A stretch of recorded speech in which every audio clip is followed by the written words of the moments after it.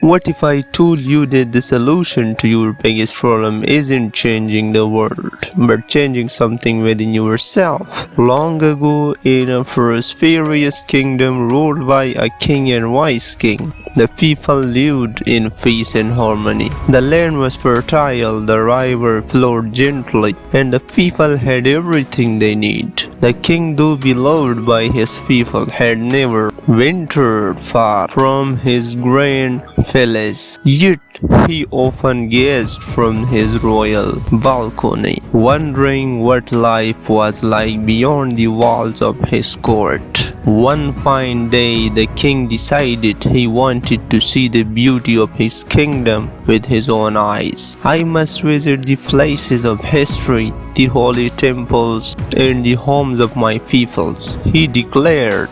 But he made an unusual choice. He would not travel in his royal chariot, nor ride on the back of his finest horse. "I will walk," he said, "for only by walking can I truly feel the land and connect with my people." His minister tried to dissuade him. "Your Majesty, the roads are rough, the journey is long, and the stones will hurt your feet," they warned. But the king was determined. He began his journey, walking miles each day, speaking to farmers in the fields, blessing children in villages, and praying at ancient shrines. Everywhere he went, the people were overjoyed to see him. They praised his kindness and felt blessed to have a king who cared so deeply. But as the day passed, the king's feet became sore and blistered. The sharp stones and rough roads tore at his skin, and each step became more painful than the last. Despite his agony, he did not stop, but the time he returned to his palace, his feet were swollen, his sandals tattered, and his heart heavy with concern. Sitting on his throne, he summoned his minister. His face was lined with exhaustion,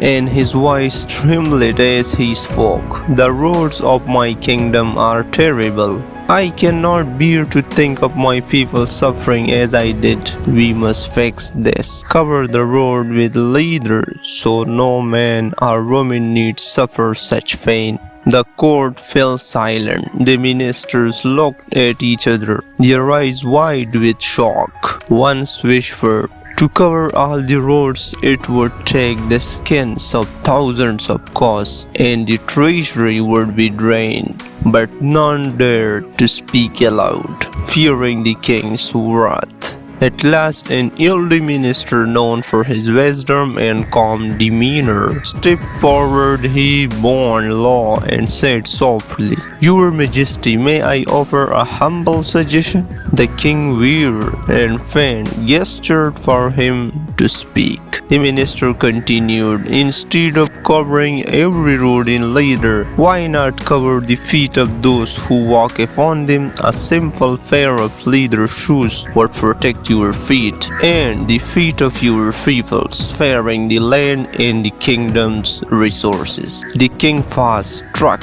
by simplicity and brilliance of the idea. He sat quickly for a moment, then burst into laughter, the sound filling the grand hall. "Ah, wise ones," he exclaimed, "your wisdom has opened my eyes." He immediately ordered a pair of leather shoes for himself and encouraged his people to do the same. As the king laced his shoes for the first time, he felt not just the comfort beneath his feet, but a deeper sense of humility and understanding. He realized that while he could not change every stone and thorn in the world, he could change how he faced them. From that day on, the king ruled with even greater compassion and wisdom. He taught his people that before seeking to change the world, they must first look within themselves and change what they could. Instead of trying to change the world, we should first try to change ourselves. True peace and happiness come from adjusting our perspective, not the world around us.